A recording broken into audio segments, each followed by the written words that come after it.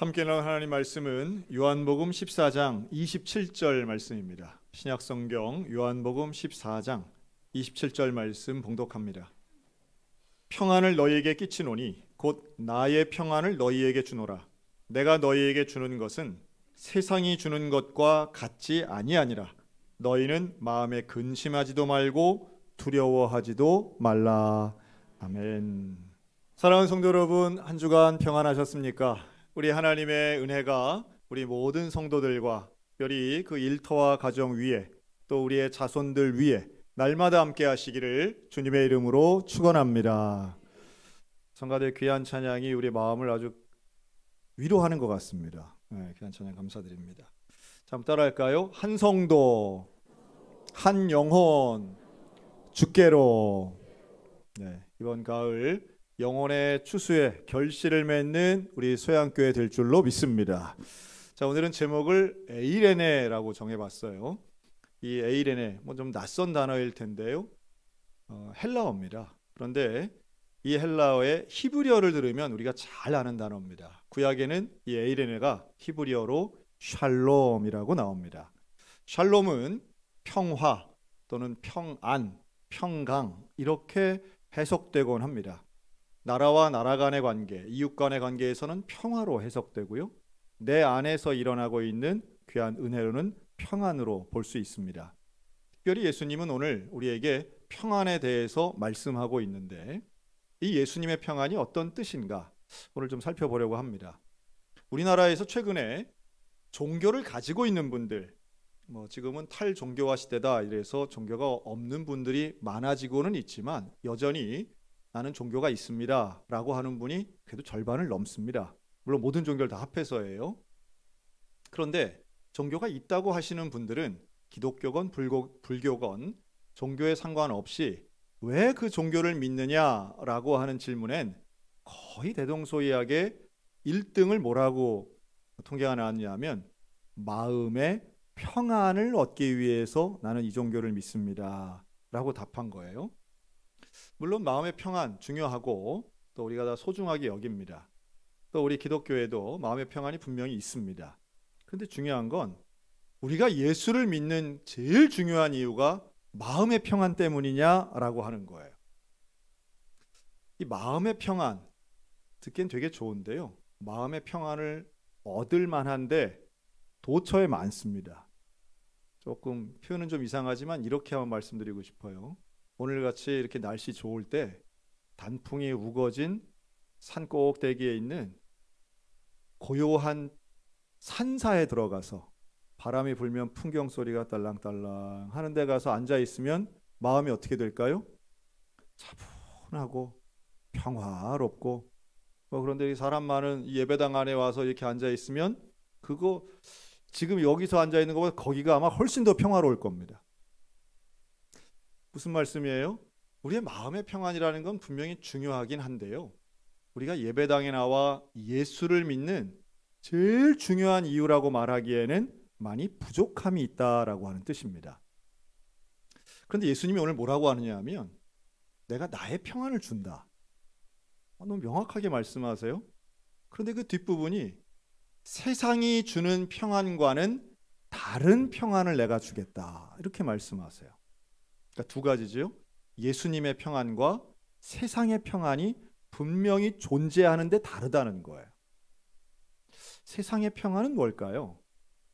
세상의 평안이라고 하는 건 저는 이렇게 한번 쉽게 설명하면 두 가지의 특징이 있는 것 같아요. 세상이 주는 평안. 첫째는 문제 없는 인생. 다른 말로 하면 문제가 해결된 인생이라고도 볼 수 있겠죠. 걱정거리 없는 인생. 돈 걱정 없는 인생, 또 미래가 걱정되지 않는 인생. 그럼 분명히 좀 평안하지 않겠습니까? 우리가 그렇게 생각하는 거예요. 가족 걱정 없고 건강 걱정 없는, 우리가 다 어딘가 뭔가 걱정거리가 있거든요. 그런데 이 걱정거리, 염려거리가 해결되면 내 마음이 좀 편하겠다 이런 생각들을 하고 산다는 거예요. 근데 정말 그럴까요? 우리 인생엔 분명히 문제가 해결되는 순간이 있기는 합니다.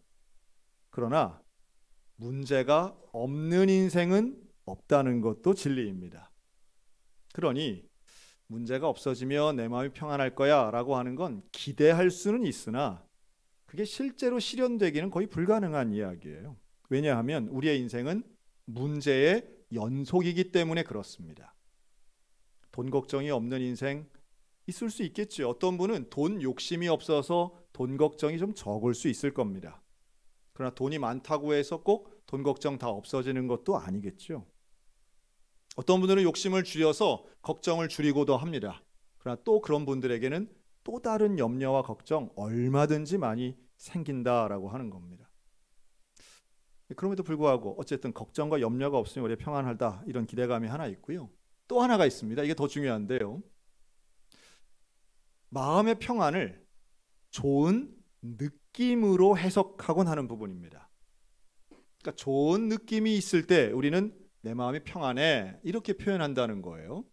그럼 좋은 느낌이란 뭘까요? 내 마음을 이렇게 푸근하고 따뜻하게 만드는 뭐 좋은 음악을 들었을 때에 감동이 된다든가 혹은 내가 원하는 일을 성취했을 때 만족감이 든다든가 이런 건강한 기쁨도 있고요. 또 우리의 기분에 있어서는 모두에게 좀 공통된 좋은 기분도 있습니다. 예를 하나 들면 여러분 저 동해 바닷가에 가면 주문진, 속초 이런 도시 있잖아요. 그런데 주문진에 가면 이렇게 건어물을 파는 시장이 쫙 아주 여러 개가 수십 수백 개의 가게가 쫙 붙어 있습니다.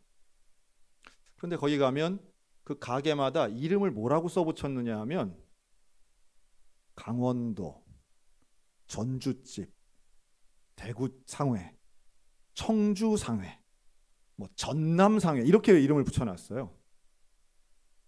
자, 우리 어디를 가야 될까요? 거기서 오징어를 제일 좋은 오징어를 제일 싼 가격에 제일 건강하게 파는 데를 찾아서 가야 되나요? 참고로 거긴 다 같은 오징어 팔고 있습니다. 자, 우리 어느 집 가야 돼요? 춘천상회. 그 왜 그럴까요? 들어가서 꼭 물어보는 게 있죠. 가면은 꼭 물어봐요. 뭐라고 물어봐요? 여기 사장님 고향이 이신가요? 그러면 저도 많이 물어봤어요. 가서. 그러면 한 반반 되는 것 같아요. 예, 맞습니다. 이런 분도 있고요. 어떤 분은 전전 사장님 고향이 거기인데 간판 안 바꾸고 있다고 하시는 분들도 있어요. 자, 그러면 우리는 왜 특정한 지역을 보고 그 지역의 이름의 상호의 가게를 처음 봤음에도 불구하고 찾아갈까요? 이게 바로 소위 말한 고향의식이라고 하는 겁니다. 고향에 대해서 사람들은 물론 뭐 태어난 곳이 고향이다, 뭐 어릴 때 자란 곳이 고향이다, 각자 기준은 좀 다를 수 있는데요. 고향에 대해서는 사람들이 긍정적으로 생각하는 부분이 있어요. 왜 그럴까요? 왜 고향에 대해서는 사람들이 좀 좋은 마음을 가지고 있을까요? 또 이런 것도 있습니다. 어릴 때 먹었던 음식에 대해서 그리운 마음, 좋은 감정을 가지고 소위 말해 소울푸드라고 말하기도 하죠. 그래서 그 음식을 먹으면 기분도 좋아지고 누구 생각이 많이 나요? 엄마 생각나는 음식이 있는 거예요. 그래서 뭐 어떤 분은 막국수가 그렇기도 하고요. 또 어떤 분은 뭐 개떡이 그런 것도 빈대떡, 뭐 순두부, 뭐 사람들마다 상당히 평범한 음식이고 그렇게 고급스럽지 않음에도 불구하고 그것만 먹으면 엄마 생각이 나고 외할머니 생각나고 할아버지 생각나고 뭐 이런 부분들이 있습니다. 근데 왜 엄마 생각이라고 하는 단어는 우리에게 그렇게 좋은 느낌을 줄까요? 물론 불우한 어린 시절을 경험하신 분들도 거의 비슷하시더라고요. 그 이유는 어린 시절에 어려움이 많았다 할지라도 뭐 전쟁을 경험하고 일제강점기를 경험한 힘들고 어렵고 가난한 시절이 있었음에도 불구하고 우리에게는 평생 잊지 못할 좋은 기억이, 엄마의 품에 안겼던 따뜻함의 기억이, 아버지의 손을 잡고 걸었던 그날의 즐거웠던 추억이 우리에게는 새겨져 있는 거예요. 그래서 평생토록 사실은 그 좋았던 느낌을 다시 느끼고 싶어서 사람들은 노력하곤 한다라고 하는 겁니다. 그때의 그 감격, 어릴 때 느꼈던 그 기쁨, 처음 보았던 그 신비롭고 감격적이던 그것을 또 느끼고 싶은 거, 인간의 본능 같은 겁니다. 그래서 노력하는 거죠. 그걸 얻고 싶어서 때로는 돈을 벌어 성취감을 느끼기도 하고요. 때로는 사람들에게 인정받는 감정을 통해 그걸 느끼기도 합니다. 또 때로는 사람들 사이에서 친한 친구 관계에서 친밀감을 느껴서 엄마 품 같은 그런 느낌을 사모하기도 하는 겁니다. 그런 기분, 그런 좋은 기분을 우리는 느낄 때에 내 마음이 평안해라고 말하는 거죠. 그런데 나이가 들고 자라면서 생각보다 그 느낌을 얻기가 쉽지 않아요. 어릴 때 느꼈던 그 좋았던 감정, 또 젊었을 때 느꼈던 그 흥분됐던 감정을 느끼기가 좀 쉽지가 않은 거예요. 근데 그걸 언제 가장 쉽게 느낄 수 있는가 하면 좀 비슷한 환경 속에서 느끼는 거죠. 예를 들면 자연 환경 같은 데 가면 그게 조금 느껴지는 거예요. 어떤 생명의 생동감이 느껴지고 참 기분이 좋다. 그래서 길을 쓰고 올라가고 은퇴하고 캠핑카 사가지고 전국 다니면서 어디 계곡 같은 데서 주무시고 하는 거죠. 불편한데도. 그 좋은 기분을 느끼고 싶어서, 그 평안함을 누리고 싶어서. 그런데 도시에서 또 젊은이들이, 또 어떤 사람들은 그것을 가장 쉽게 느끼고 싶어서 잘못된 선택을 하기도 합니다. 그게 바로 중독에 빠지는 거죠. 인간의 뇌는 이렇게 좋은 기분을 느낄 때에 도파민이라고 하는 물질을 내게 됩니다. 대개는 이 도파민 때문에 사람들이 내가 평안하다, 행복하다라고 느낀다고 뇌과학자들은 이야기하더라고요. 과학자들의 시각입니다. 근데 언제 도파민이 나올까요? 사람들이 짜릿한 기분을 느낄 때에, 어떤 특정한 체감을 했을 때에. 예를 들면 우리가 그런 거 많죠. 여러분 스마트폰 많이 하시는 분들 있죠. 스마트폰 하다 보면 아주 계속해서 무슨 짧은 영상들, 또 내 관심을 끄는 일들이 참 많습니다. 옛날엔 텔레비전, 지금은 스마트폰. 그걸 볼 때 어떨 때는 도파민이 나오는 거예요. 좋은 재미있는 영화를 볼 때도 그런 게 나오는 겁니다. 스포츠를 할 때도 도파민이 생기기도 합니다. 또 어떤 분들은요, 스트레스를 풀기 위해서 음주를 하기도 합니다. 술을 마시면 그 순간 좋은 기분이 들 수 있기 때문이죠. 또 사람들과 함께 모여서 술을 마시면 내가 자신감이 넘치고 상당히 나 중심의 좋은 기분이 들 때가 있기 때문에 그것을 계속해서 반복하는 거예요. 근데 그러한 중독의 가장 최악은 결국 마약 같은 것입니다. 여러분, 마약의 그 마자가 어떤 한자냐 하면 마귀할 때 마자가 아니에요. 대마초 할 때 쓰는 그 마자입니다. 삼배옷을 만드는 소재가 되죠. 오늘날 우리 한국은 더 이상 마약 청정국이 아니다, 이런 뉴스 많이 보셨을 거예요. 사람들은 왜 그렇게 마약을 할까요? 뭐 이름들도 참 좀 낯선 이름들 많죠. 뭐 펜타닐이라든가 뭐 하시시라든가 또 의약용품들도 있지만 우리가 많이 들어본 그런 마약들도 있습니다. 뭐 필로폰, 헤로인, 코카인, 마리화나 엑스터시. 사실 이런 것들 하나같이 인생 망치는 것임을 잘 알면서도 그렇게 유명하고 건강하고 부자고 잘 나가는 사람들도 이 마약의 유혹에서는 한순간에 무너지는 모습들을 보게 됩니다. 왜 그렇게 거기에 빠져들까요? 나쁜 거 알지요. 중독되면 안 된다는 거 알지요. 그러면서도 사실은 좋은 느낌이 있기 때문에 사실은 거기에 빠져든다고 보여지고 있습니다. 이렇게 얘기하면 우리는 마약을 난 한 번도 안 해서 한 번도 몰라요. 대부분 그런 얼굴이신데 저를 포함해서 여기 계신 분 거의 예외 없이 마약성 약물을 다 복용하신 적이 있습니다. 다 있습니다. 예를 들면 대장 내시경 할 때 여러분 프로포폴 주사 맞으신 분들 많을 거예요. 또 아프고 힘들 때 진통제를 맞으신든가 혹은 마취를 할 때 이런 비슷한 성분에 물론 다 안전하고 다 의사의 지도하에 이제 되는 거지만 그 비슷한 성분을 맞으신 적이 있으실 거예요.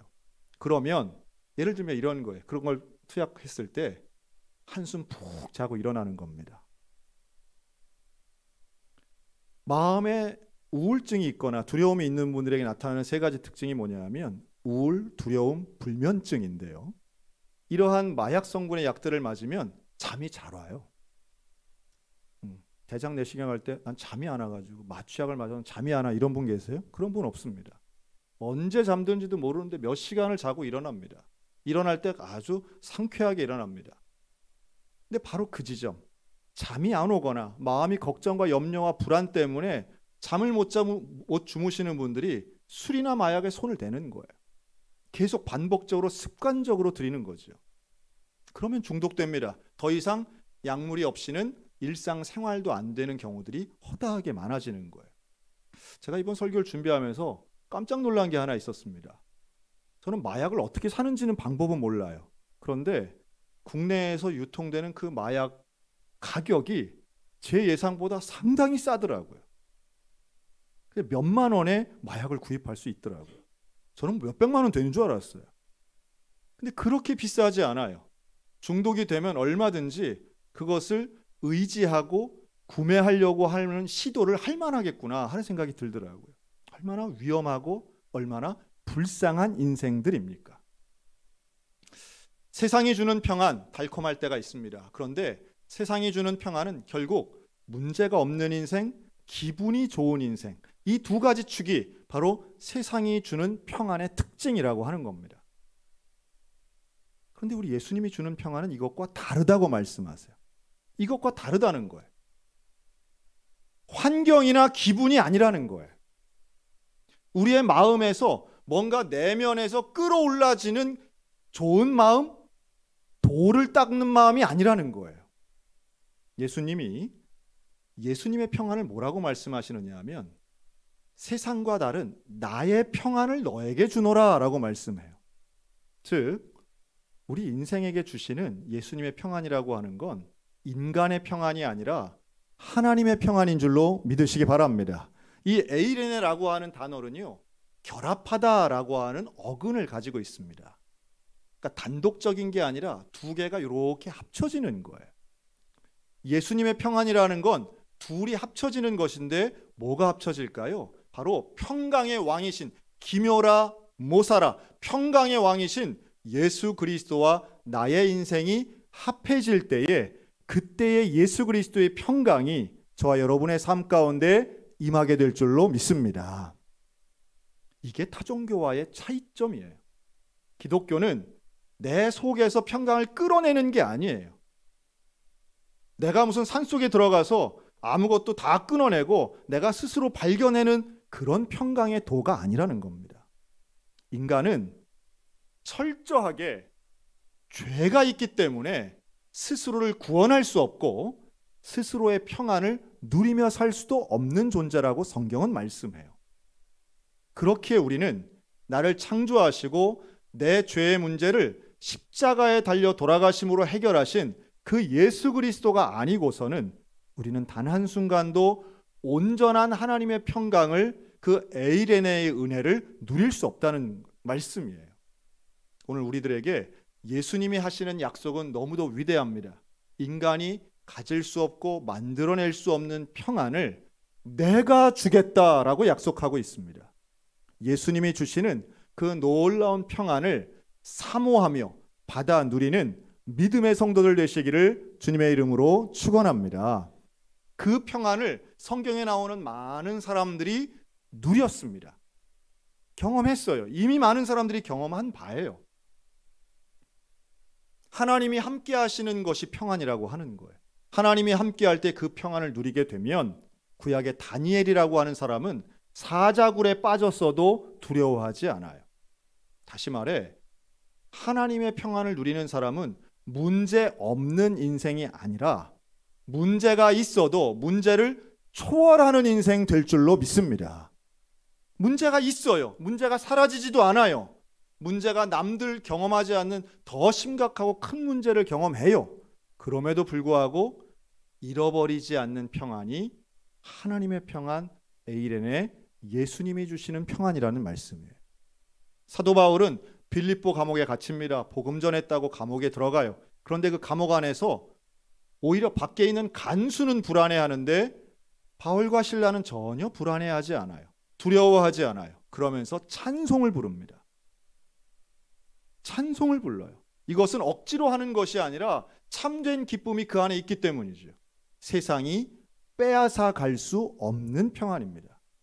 이것은 기분의 영역이 아니에요. 느낌의 영역이 아니라 믿음의 영역인 것입니다.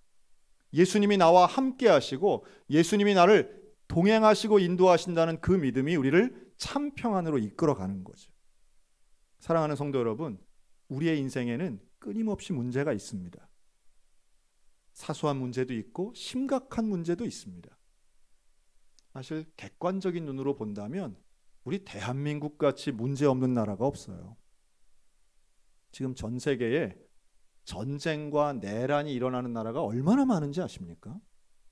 우리는 실제로 지금 평화를 누리며 살고 있는 것입니다. 그럼에도 불구하고 우리는 힘들다고 말하죠. 왜요? 나의 문제만 보이기 때문에 그렇습니다. 살 집이 없는 폭격을 맞는 가자 지구에 여러분 누가 부동산 가격 가지고 걱정하겠습니까? 그렇지 않아요. 여러분 환경이 조금만 달라져도요, 지금 내가 생각하고 있는 문제는 더 이상 생각할 거리도 아닌 거예요. 내가 지금 몰입되어 있는 문제가 아니라 나와 함께 하시고 내 인생을 주관하시는 예수 그리스도를 바라보는 믿음의 눈과 믿음의 마음이 있으시기를 주의 이름으로 축원합니다. 그 믿음으로 볼 때에 내 인생이 전혀 달라 보이게 되는 거죠. 그 달라 보이는 건 다름 아닙니다. 아, 내가 혼자가 아니구나. 내 인생의 주인은 예수 그리스도이시구나. 나에게 평안을 주시는 분 예수님, 내 인생을 진정한 승리로 이끄시는 분 그 예수 그리스도와 함께 갈 때에 우리의 마음은 참된 평안, 예수의 평안, 에이레네의 평안으로 가득 차게 될 것입니다. 요한복음 16장 이것을 너희에게 이르는 것은 너희로 내 안에서 평안을 누리게 하려 함이라. 세상에서는 너희가 환난을 당하나 담대하라. 내가 세상을 이기었노라. 너희가 환난을 당한다는 거예요. 환난을 피하는 게 아니에요. 환난을 당하는 게 너무도 당연하다는 거예요. 문제가 있는 게 당연하다는 거예요. 환난을 당하면 기분 좋을 사람 아무도 없어요. 나를 욕하고 나를 때리고 나를 비방하는 게 좋을 사람 아무도 없어요. 기분이나 환경과 상관없이 예수님이 우리에게 약속해 주시는 것은 담대하라는 거예요. 내가 너와 함께 하겠고 내가 이 세상을 이미 이겼다라고 선포하고 계십니다. 그래서 우리 신앙의 선배들은 이렇게 찬송합니다. 찬송가 370장 주 안에 있는 나에게 딴 근심 있으랴. 십자가 밑에서 내 짐을 풀었네. 2절은 이렇게 시작해요. 그 두려움이 변하여 내 기도 되었고 전날의 한숨 변하여 내 노래 되었네. 여러분 예수님의 평안이 없을 때는 우리의 인생은 한숨과 눈물뿐이에요. 이해할 수 없는 사건, 사고 너무도 많습니다. 질병으로 인한 아픔도 참 많아요. 우리가 예비할 수 없고 이미 막을 수 없는, 예방할 수 없는 것들이 얼마나 많은지 몰라요. 문제 없는 인생을 기대한다면 그것은 어리석은 일이 될 것입니다. 문제는 있습니다. 기분 좋은 인생 사는 것, 그것도 어리석은 일입니다. 우리의 인간의 기분이라는 건 항상 조변 섞게 하기 때문이에요. 아침과 저녁이 달라요. 우리의 감정을 내 스스로 통제도 못해요. 도파민의 역설이라는 말이 있습니다. 도파민이 처음에 나와서 기분 좋은 일도 반복해서 하다 보면 그게 중독이 되고 더 이상의 도파민이 나오지 않는 순간에는 오히려 스트레스 지수가 높아진다는 거예요. 스마트폰 처음 할 때는 기분 좋죠. 흥겹고 재밌죠. 그러나 시간이 지나면 오히려 그 혈액 속에는 스트레스가 높은 것들이 나오는 거예요. 술이 똑같은 겁니다. 몸만 해치는 것이 아니라는 거예요. 뇌의 생각의 구조도 달라진다는 거죠. 마약이 왜 그렇게 나쁩니까? 우리의 판단력을 흐리기 때문이에요. 윤리적인 의식을 갖지 못하게 만들기 때문입니다. 왜 술만 마시면 사람들의 목소리가 그렇게 커집니까? 술에 취하면 자기중심이 되기 때문이에요.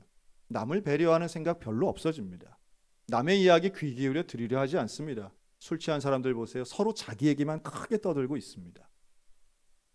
기독교적인 남을 배려하고 남과의 평안, 진정한 샬롬을 누리려면 우리는 중독을 끊어내고 하나님과 동행하는 예수 그리스도의 진정한 평안의 삶을 살아가야만 합니다. 얼마나 불행하면 마약 중독에 빠지겠어요. 남들 볼 땐 그럴듯해도 결국 본인의 인생에는 하나도 좋은 게 없는 거예요. 자극만을 원하는 인생, 짜릿함만을 추구하는 인생은 결국 멸망할 수밖에 없습니다. 끝이 없기 때문이에요. 오늘 우리들에게 주시는 예수님의 약속은 너무도 명확합니다. 우리가 예수 믿는 이유이기도 해요. 기분이나 문제를 해결하기 위함이 아니라 우리가 예수를 믿는 이유는 복음의 진정한 생명력과 능력이 있기 때문입니다. 우리가 예수를 따르는 이유는 예수님의 말씀이 진리이기 때문입니다. 오늘도 내일도 예수님과 동행하며 진짜 평안을 누리는 저와 여러분들 되시기를 주님의 이름으로 축원합니다. 예수님과 함께할 때에 우리의 마음은 상황과 상관없이, 기분과 상관없이 참된 평안을 누리게 될 것입니다. 담대함과 확신은 예수 그리스도로부터 나오기 때문이고 그 말씀이 약속하고 있기 때문입니다. 오늘도 주님 우리에게 약속하시지요. 두려워하지 말라, 내가 나와 함께하겠다. 염려하지 말라, 내가 세상을 이기었다. 내가 주는 평안은 세상이 주는 평안과 다르다. 세상 평안 따르지 말고 나의 평안을 따르라. 여러분, 그 예수님과 동행하며 평생을 믿음의 확신 가지고 평안의 삶을 살아가는 저와 여러분들 다 되시기를 주님의 이름으로 축복합니다. 아멘. 기도하겠습니다.